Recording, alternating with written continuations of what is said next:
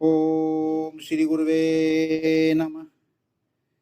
ओम शांति शांति शांति।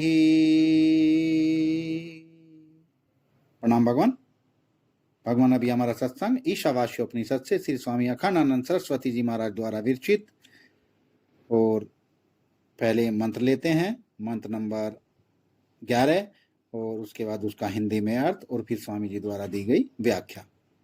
सो मंत्र इस प्रकार से है। विद्यां च अविद्यां च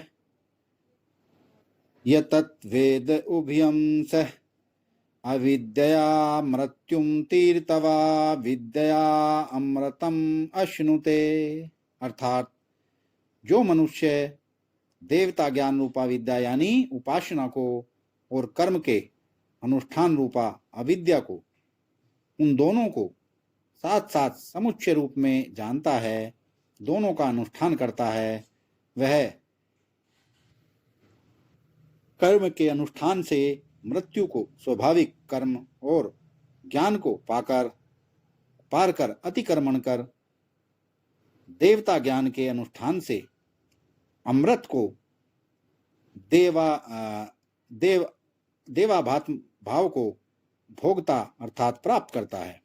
विद्या और अविद्या की पृथक पृथक उपासना को दोष बताकर इस मंत्र द्वारा दोनों के समुचित अनुष्ठान का फल बतलाते हुए उनकी प्रशस्तता सिद्ध करते हैं। वेद उपासते अर्थात जो विद्या और अविद्या दोनों की साथ साथ उपासना करता है, यानी न तो केवल कर्म में रत है और न केवल भोग में, दोनों का समुच्चय रखता है, जीवन में प्रवृत्ति ज्ञान तथा इच्छा का सामंजस्य बनाए रखता है, जीवन में प्रवृत्ति ज्ञान तथा इच्छा का सामंजस्य बनाए रखता है, वह अविद्या से मृत्यु को पाकर विद्या से अमृत तत्व का भोग करता है। अविद्या प्रवृत्ति है और विद्या प्रत्यक्ष अर्थात ऐन्द्रिय ज्ञान, विषय अनुमान उपमान अर्थापत्ति अनुपलब्ध इंद्रिय प्रत्यक्ष विषम इंद्रिय प्रत्यक्ष विषय है। बोध प्रत्यक्ष तथा श्रद्धायुक्त बोध प्रत्यक्ष अर्थात मान संप्रत्यक्ष, ये सब विद्या हैं। इन दोनों को व्यवहार में साथ रहने दो, केवल जड़ कर्मवादी मत बनो और केवल मनोराज्य करने वाले कल्पना में ही निमग्न भी मत रहो। कर्म तथा भावना का सामंजस्य जीवन में रखो। भोग और कर्म दोनों को अपनाओ। अविद्या मृत्युम तीर्थवा, अविद्या से मृत्यु को पार करना है। अविद्या अर्थात कर्म तमोगुण का नाशक है। आलस्य और प्रमाद ही मृत्यु है। संतजु जातीय में कहा गया है, प्रमादम वे मृत्यु महम ब्रवीमि। भोग शक्ति में प्रमाद है। कर्म के द्वारा इस प्रमाद को जीतना चाहिए। आलस्य प्रमाद को जीत लिया तो मृत्यु को जीत लिया, क्योंकि मृत्यु होती है जड़ देह की। कर्मठ व्यक्ति कर्म फल को देहनाश के पश्चात भी मानता है। इस प्रकार देह दृष्टि मृत्यु भय से वह पार हो जाता है। विद्या अमृतम अश्नुते, विद्या से अमृत तत्व की उपलब्धि करता है। ज्ञानेन्द्रिय मन तथा बुद्धि का उपयोग करके प्रत्यक्ष अनुमान उपमान अर्थापत्ति अनुपलब्धि के द्वारा अमृत की अमीश्वर पद की वह खोज करता है। नेत्र श्रवण त्वचा रसना नासिका से तो अमृत तत्व की खोज संभव नहीं है और न मन तथा बुद्धि से ही संभव है, किंतु इनके द्वारा जो कुछ उपलब्ध हो रहा है वह सब नश्वर है, यह निश्चय हो जाता है।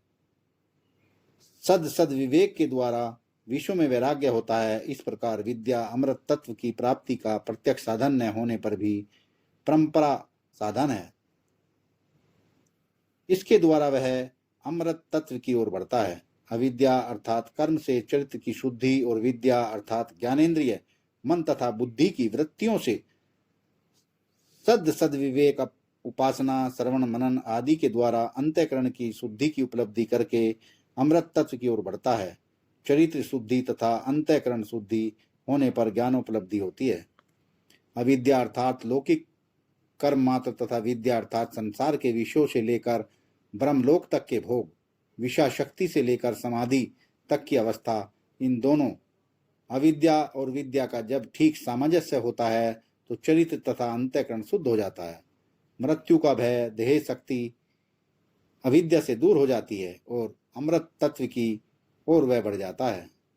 ईशावास्यम इदम सर्वम न कर्म लिप्यते नरे अनेज देकम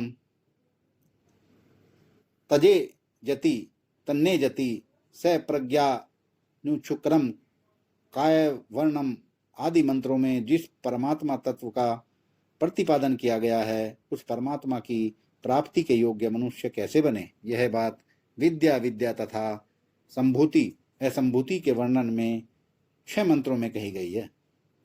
पूर्व के 3 मंत्रों में कर्म और उपासना का समुच्चय बताकर अब अगले 3 मंत्रों में पदार्थ शोधन की योग्यता की वृद्धि के लिए कार्य ब्रह्म एवं कारण ब्रह्म रूप उपासना के विषय का समुच्चय प्रतिपादन करते हैं। 11वें नंबर की मंत्र की व्याख्या समाप्त हुई। भगवान प्रणाम। भगवान।